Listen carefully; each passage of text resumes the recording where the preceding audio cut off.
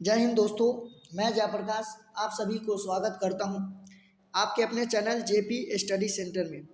दोस्तों हम लोग अभी जो पढ़ रहे हैं प्राचीन भारत का इतिहास।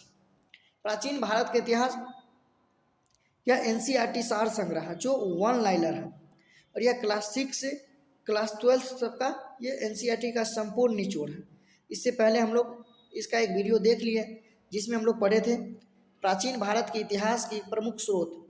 भारत में जो विदेशी नागरिक आए थे, विदेशी यात्री आए थे, उस सब के बारे में फाहियान, मेगास्थनीज, हुएनसांग इस सब के बारे में हम लोग पढ़ा था। अगर वह वीडियो आप लोग नहीं देखे हैं तो मैं इस वीडियो के डिस्क्रिप्शन में उसका लिंक डाल दूँगा, आप लोग जाकर देख लीजिएगा। आज हम लोग जो पढ़ेंगे इस वीडियो में वह पाषाण काल। पाषाण काल का जो मतलब होता है, पाषाण का मतलब होता है पत्थर, अब काल का मतलब हो एज, समय। तो हम लोग जो पढ़ेंगे स्टोन एज के बारे में, पत्थर के युग के बारे में। तो पाषाण काल को जो बांटा गया है वो 3 भागों में बांटा गया है, पूरा पाषाण काल, मध्य पाषाण काल और नव पाषाण काल। इसको सर याद कैसे करेंगे? तो मान लीजिए आप एक बिंदु बनाइए, उसको जो लेफ्ट साइड को बता दीजिए आप पूरा पाषाण काल, राइट साइड को नव पाषाण काल और जो बीच में बचा वो है मध्य पाषाण काल। लेफ्ट वाला पूरा पाषाण काल, राइट वाला नव पाषाण काल और जो बीच में बचा वो क्या है? मध्य पाषाण काल। इस सब का एज अलग अलग है। पूरा पाषाण काल इसका जो एज है 26 लाख से लेकर 9000 ईसा पूर्व तक, और मध्य पाषाण काल जो एज है 9000 ईसा पूर्व से 4000 ईसा पूर्व तक, और नव पाषाण काल का जो एज है वो 4000 ईसा पूर्व से 2500 ईसा पूर्व तक। सर ईसा पूर्व का मतलब क्या होता है? ईसा पूर्व का मतलब होता है बीसी। बीसी का मतलब बिफोर द क्राइस्ट, अर्थात ईसा मसीह के जन्म से पहले के जो समय है वो बीसी कहलाता है, उसके जन्म के बाद का समय वो एडी कहलाता है। तो ये क्या है? बीसी, ईसा पूर्व। समझ गए हम लोग? और हम लोग पढ़ेंगे अब पाषाण काल। तो पूरा पाषाण काल को वो 3 भागों में इसको बांट दिया गया। पूरा पाषाण काल को जो बांटा गया निम्न पूरा पाषाण काल, मध्य पूरा पाषाण काल और उच्च पूरा पाषाण काल। निम्न पूरा पाषाण काल का जो काल है, समय है वो 6 लाख ईसा पूर्व से लेकर 50,000 ईसा पूर्व तक, 26 लाख ईसा पूर्व से लेकर 50,000 ईसा पूर्व तक। मध्य पूरा पाषाण काल का जो समय है 50,000 ईसा पूर्व से लेकर 4,000 ईसा पूर्व तक। उच्च पूरा पाषाण काल का जो समय है वो 40,000 ईसा पूर्व से लेकर 9,000 ईसा पूर्व तक। उच्च पूरा पाषाण काल का कहते हैं 26 लाख बीसी से लेकर 50,000 बीसी तक। मध्य पाषाण काल का 50,000 ईसा पूर्व से लेकर 40,000 ईसा पूर्व तक। उच्च पाषाण काल का 40,000 ईसा पूर्व से लेकर 9,000 ईसा पूर्व तक। आप लोग समझ गए होंगे। चलिए आगे देखते हैं हम लोग। आगे भारत में पूरा पाषाण युगीन अनुसंधान प्रारंभ करने का श्रेय किसे दिया जाता है? पूरा पाषाण युगीन अनुसंधान को शुरू करने का जो श्रेय दिया जाता है वो रॉबर्ट ब्रूसफुट को दिया जाता है। मानव इतिहास का प्रारंभिक काल क्या कहलाता है? मनुष्य के जो शुरुआती प्रारंभिक काल है उसे पूरा पाषाण काल कहा जाता है। यह क्वेश्चन हमेशा पूछा जाता है, मानव इतिहास के जो शुरुआती काल है वो क्या कहलाता है? तो वो कहलाता पूरा पाषाण काल कहलाता है।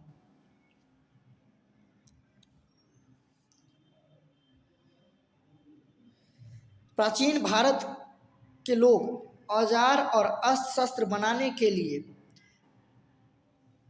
निवासी किस पदार्थ का उपयोग करता था? प्राचीन समय जो भारतीय लोग थे वो औजार अस्त्र शस्त्र बनाने के लिए किसका उपयोग करता था? तो वो पत्थरों का उपयोग करता था। मनुष्य जो पहले शिकार करने के लिए जो हथियार बनाता था वो पत्थरों का हथियार होता था।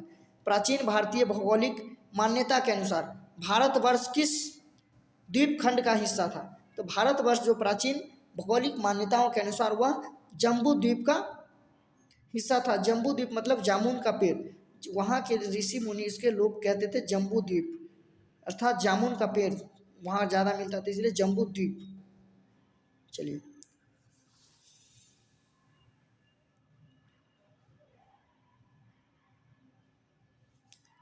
सर्वप्रथम मानव सदृश प्राणी जो होमोसेपियंस से प्रजातीय रूप से भिन्न था उसे सामान्यतः किस रूप में जाना जाता है? तो होमोसेपियंस ये बायोलॉजिकल वर्ड है, ये आप लोग बायोलॉजी में पढ़िएगा, आप लोग की अभी ज़्यादा मूवी इसे पिथै पिथैकैंथ्रोपस बोला जाता था के रूप में जाना जाता था। इसको आप लोग छोड़ के ही चलिए। भारत में मानव के सर्वप्रथम साक्ष्य कहाँ से प्राप्त हुआ? इसको आप लोग हाईलाइट कर दीजिए, क्वेश्चन हमेशा पूछा जाता है। भारत में सबसे पहले मनुष्य का साक्ष्य कहाँ से प्राप्त हुआ?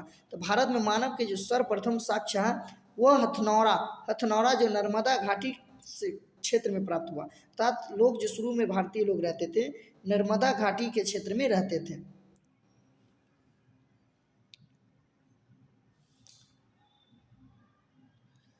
पाषाण संस्कृति से लेकर हड़प्पा संस्कृति तक से सांस्कृतिक अवशेष किस पुरास्थल से प्राप्त हुआ? तो वो मेहरगढ़ कहाँ से प्राप्त हुआ? कौन? पाषाण संस्कृति से लेकर हड़प्पा सभ्यता तक के सांस्कृतिक अवशेष कहाँ से प्राप्त हुआ है? तो वह जो पुरास्थल जो भी प्राप्त हुआ वह मेहरगढ़ से प्राप्त हुआ।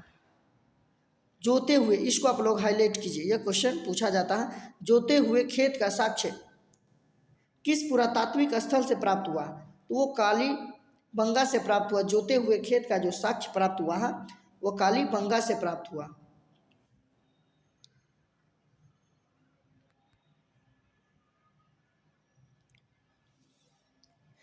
बृहद पाषाण स्मारकों की पहचान किस रूप में की गई है? बृहद जो पाषाण काल के जो समय उसकी जो स्मारक है उसकी जो पहचान किया गया है मृतकों को दफनाने के स्थान के रूप में किया गया है। प्राचीनतम अस्थायी जीवन के प्रमाण कहाँ से प्राप्त हुआ? मेहरगढ़ अभी जो मध्य प्रदेश में पड़ता है। प्राचीनतम अस्थायी जीवन के जो प्रमाण प्राप्त किया गया है उस साक्ष्य जो मिला है वो मेहरगढ़ से प्राप्त हुआ। मनुष्य ने सर्वप्रथम किस धातु का प्रयोग किया था? इसको आप लोग हाईलाइट कीजिए, मोस्ट VVI है, क्वेश्चन पूछा जाता है। मनुष्य ने सबसे पहले किस धातु को प्रयोग में लाया था? किस प्रकार के धातु? वो तांबा था। तांबा धातु को उसने सबसे पहले उपयोग में लाया था।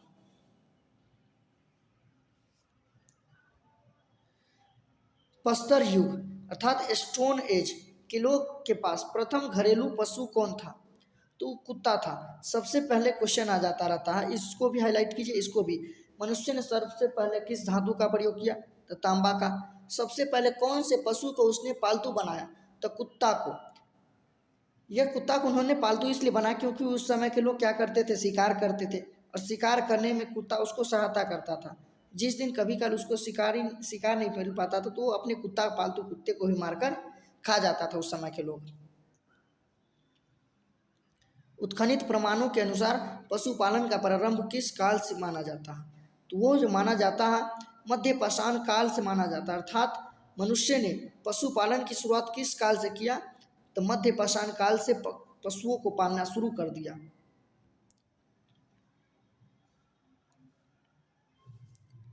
मध्य पाषाण काल में पशुपालन के प्राचीनतम साक्ष्य कहाँ से मिले हैं? आदमगढ़ से। क्वेश्चन आ जाता है मध्य पाषाण काल में पशुपालन के प्राचीनतम साक्ष्य कहाँ? आदमगढ़ से मिला है। आगे हम लोग देखते हैं, मानव द्वारा खाद्यान्नों की कृषि सर्वप्रथम किस काल में प्रारंभ की गई? अर्थात खाद्यान्नों की कृषि अर्थात वैसा फसल जिसको मानव ने खाना शुरू किया। खाद्यान्नों की फसल की शुरुआत वह नव्य पाषाण काल से किया। कौन सा काल से? नव पाषाण काल से।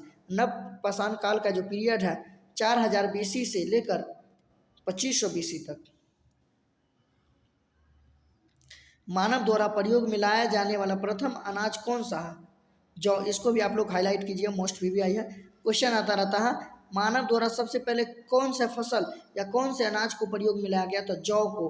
क्वेश्चन आ जाएगा, भारत मानव ने सबसे पहले किस धातु का प्रयोग किया गया? तो धातु में तांबा। पशु की बात की जाए तो कुत्ता, और अनाज की बात किया जाए तो जौ। चलिए अगला हम लोग देखते हैं, चाकोलिथिक युग को किस अन्य नाम से जाना जाता है? तो उसे त्राम पाषाण युग के नाम से जाना जाता है। Copper age. चाकोलिथिक युग को त्राम पाषाण, क्योंकि उस समय तांबा का उपयोग ज़्यादा होता था इसलिए उसे ताम पाषाण युग के नाम से जाना जाता है।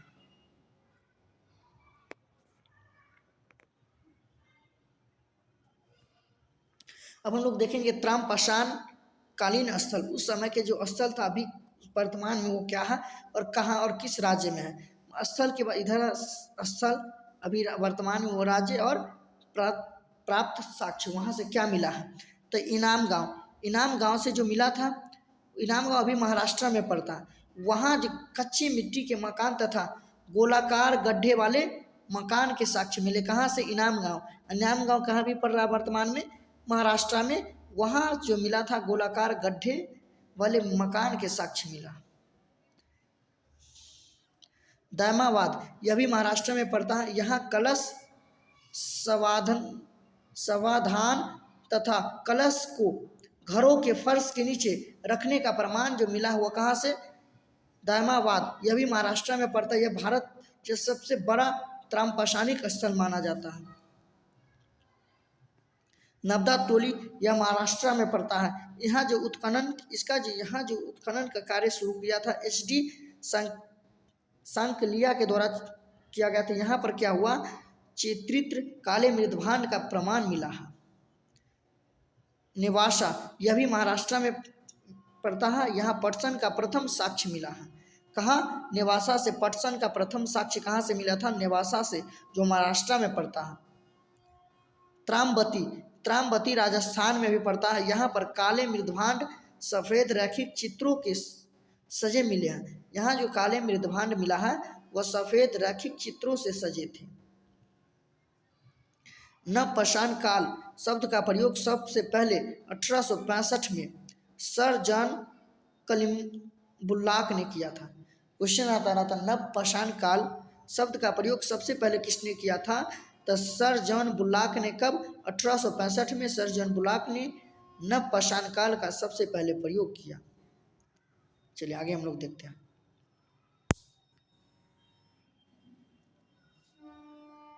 भारतीय पुरातत्व सर्वेक्षण के प्रथम महानिदेशक कौन थे? इसको आप लोग हाईलाइट कीजिएगा। इसको भारतीय पुरातत्व सर्वेक्षण के प्रथम महानिदेशक कौन थे? तो वो जॉन मार्शल। ये भारत के आर्कोलॉजिकल सर्वे ऑफ इंडिया के प्रथम महानिदेशक थे। भारतीय पुरातत्व का जनक किसे माना जाता है? फादर ऑफ इंडियन आर्कोलॉजी का जो फादर माना जाता है, भारतीय पुरातत्व का जो जनक माना जाता है, अलेक्जेंडर कनिंघम को माना जाता है। इसको ये क्वेश्चन हमेशा पूछा जाता है, भारतीय पुरातत्व का जनक किसे माना जाता है? तो अलेक्जेंडर कनिंघम को माना जाता है। भारत के किस प्रारंभिक पुरापाषाण युग के शिलाश्रय से सर्वाधिक चित्र प्राप्त हुए हैं? तो वह भीमबेटका, जो मध्य प्रदेश में पड़ता है। वहाँ पर सबसे पहले पुराना और पुरापाषाण युग के चित्र मिले, तो वो है मध्य प्रदेश, भीमबेटका से प्राप्त हुआ। कुंभकारी का मतलब क्या होता है? मिट्टी के बर्तन बनाने वाले कला के सबसे पहले जो प्रमाण मिला है, जो साक्ष्य मिला है, वह मिला है नवपाषाण काल से मिला गया। किससे? कुंभकारी, अर्थात मिट्टी के बर्तनों पे कला का जो प्रमाण मिला वह मिला है नवपाषाण काल से। नवपाषाण का आप लोग पीरियड बताइएगा तो 4000 BC से 2500 BC तक है। मध्य पाषाण काल का 9000 BC से 4000 BC तक। यदि पूरा पाषाण काल किया जाए तो 26 लाख BC से लेकर 9000 BC तक है। पेवल उपकरण किस काल से संबंधित है? तो पेवल उपकरण जो है निम्न पुरापाषाण काल से संबंधित है। निम्न पुरापाषाण काल जो है वह तीन प्रकार के हैं। निम्न पुरापाषाण काल, मध्य पुरापाषाण काल और उच्च पुरापाषाण काल। ताम्रवती के नाम से कौन सी संस्कृति प्रसिद्ध है? तो ताम्रवती के नाम से आहार संस्कृति प्रसिद्ध है।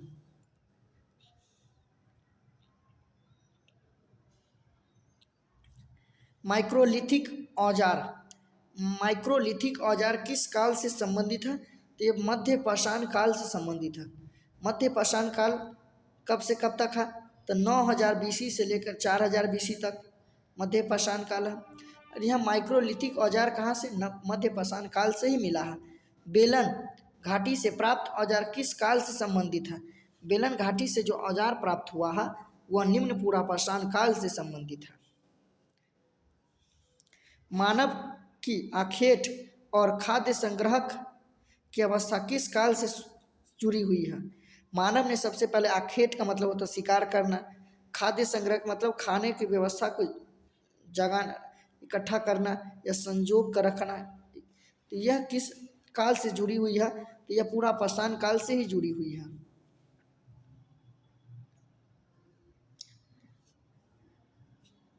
त्राम पाषाण काल। पाषाणकालीन संस्कृति में महाराष्ट्र के लोग मृतकों को घर के फर्श के नीचे उत्तर दक्षिण दिशा में रखकर दफनाते थे। किस समय? त्राम पाषाणकालीन संस्कृति में था तांबा के जो युग था उस समय महाराष्ट्र के लोग मरे हुए व्यक्ति को मृतकों को घर के फर्श के नीचे उत्तर दक्षिण दिशा में रखकर दफनाते थे।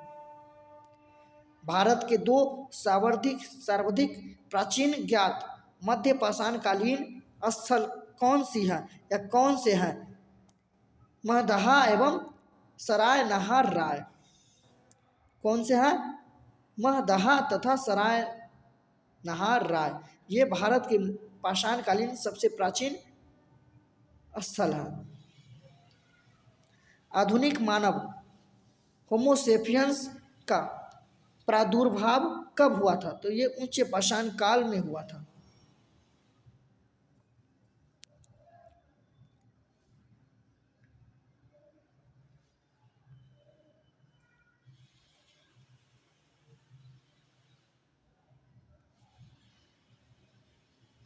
आधुनिक मानव होमोसेपियंस का प्रादुर्भाव कब हुआ था? तो उच्च पाषाण काल में। अभी हम लोग इसको देखें।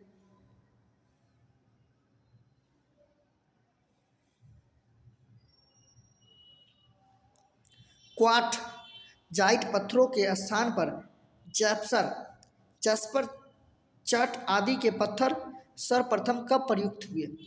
क्वार्ट जाइट पत्थरों के स्थान पर जस्पर चट आदि के जो पत्थर है कब प्रयुक्त किया गया, कब प्रयोग में लाया गया? तो यह मध्य पूरा पाषाण काल में लाया गया।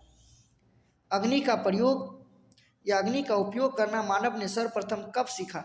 नव पाषाण काल में। क्वेश्चन आ जाता रहता है, इसको आप लोग हाईलाइट कीजिएगा। यह क्वेश्चन पूछा जाता है कि मानव ने सबसे पहले अग्नि अर्थात आग का उपयोग करना कब सीखा? तो वह नव पाषाण काल से सीखा। क्वेश्चन आ जाएगा, मानव ने सबसे पहले किस धातु का उपयोग किया? तो वह तांबा का। सबसे पहले कौन से पशु को पालतू बनाया? कुत्ता को। अनाज में किस से अनाज का उत्पादन किया? तो वो जौ का। क्वेश्चन है, अग्नि का उपयोग किस काल में किया गया? तो नव पाषाण काल में। भारत में जीवाश्म का एकमात्र प्रमाण कहाँ से मिला है? तो शिवालिक पहाड़ी से भारत में एकमात्र जीवाश्म का साक्ष्य या प्रमाण मिला है। तो जीवाश्म क्या होता है? जब पेड़ पौधे जीव जंतु मिट्टी में दब जाते हैं, वो दबे दबे उसी में उसका चित्र वो गल उल जाते हैं, तो वो जीवाश्म कहलाता है। भारतीय उपमहाद्वीप में कृषि के प्राचीनतम साक्ष्य किस स्थान से प्राप्त हुआ है? मेहरगढ़ से। भारतीय उपमहाद्वीप में कृषि का जो प्रथम साक्ष्य मिला है वह मेहरगढ़ से मिला है।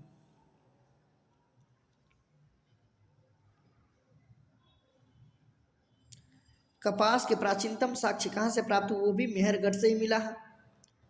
क्वेश्चन आ जाए, कपास के प्राचीनतम साक्ष्य कहाँ से मिला है? तो मेहरगढ़ से मिला।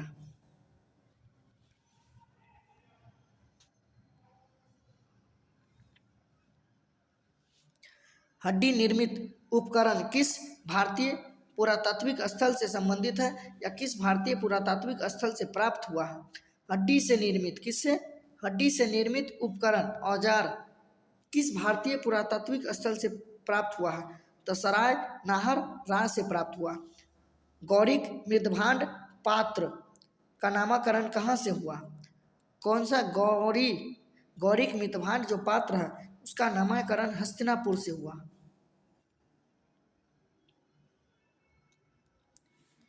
सिंधु घाटी सभ्यता के प्रमुख स्थल मोहनजोदड़ो, चुन्हू-दरो, सुतकांगीडोर, हड़प्पा तथा कोट डीजी अभी वर्तमान में पाकिस्तान में है। क्वेश्चन आता रहता है सिंधु घाटी के प्रमुख स्थल कौन कौन है? तो मोहनजोदड़ो, चुन्हू कांगेडोर, हड़प्पा तथा कोटदीजी, ये सब क्या है? सिंधु घाटी सभ्यता के प्रमुख स्थल है। अब हम लोग देखेंगे नवपाषाण कालीन स्थल। नवपाषाण कालीन स्थल में जो स्थल उस समय अभी वर्तमान में राज्य के बारे में पढ़ेंगे। ये स्थल है बुर्जहोम। बुर्जहोम वर्तमान अभी कश्मीर है। बुर्जहोम में वहाँ जो कब्र में मालिक के साथ साथ कुत्ते को दफनाने का साक्ष्य मिला। क्वेश्चन आ जाएगा बुर्जहोम में मालिक के साथ साथ कुत्ते को दफनाने के साक्ष्य कहाँ पे मिला है? तो बुर्जहोम अभी कहाँ है? वर्तमान में कश्मीर में है। गुफक राल यह भी कश्मीर में पड़ता है। यहाँ कृषि व पशुपालन के साक्ष्य, हड्डी निर्मित औजार, दूसर मृत भांडों के प्रमाण, सिलबट्टा व हड्डी से निर्मित सुई के साक्ष्य प्राप्त हुआ। क्वेश्चन आ जाए हड्डी से निर्मित सुई का साक्ष्य कहाँ से मिला है? गुफक राल से। जो गुफक राल अभी कहाँ वर्तमान में? कश्मीर में है।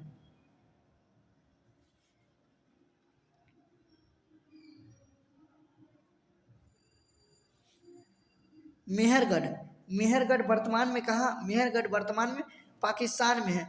यहाँ पर जो मिला है, यहाँ गेहूं के 3 एवं जौ की 2 किस्मों की खेती के प्रमाण मिला है।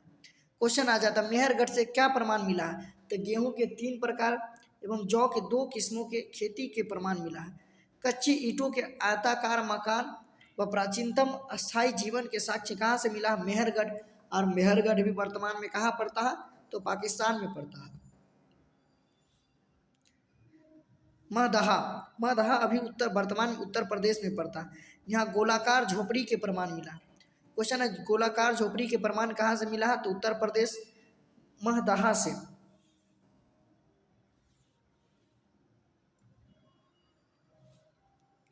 कोल्डी हवा वर्तमान में उत्तर प्रदेश में पड़ता है।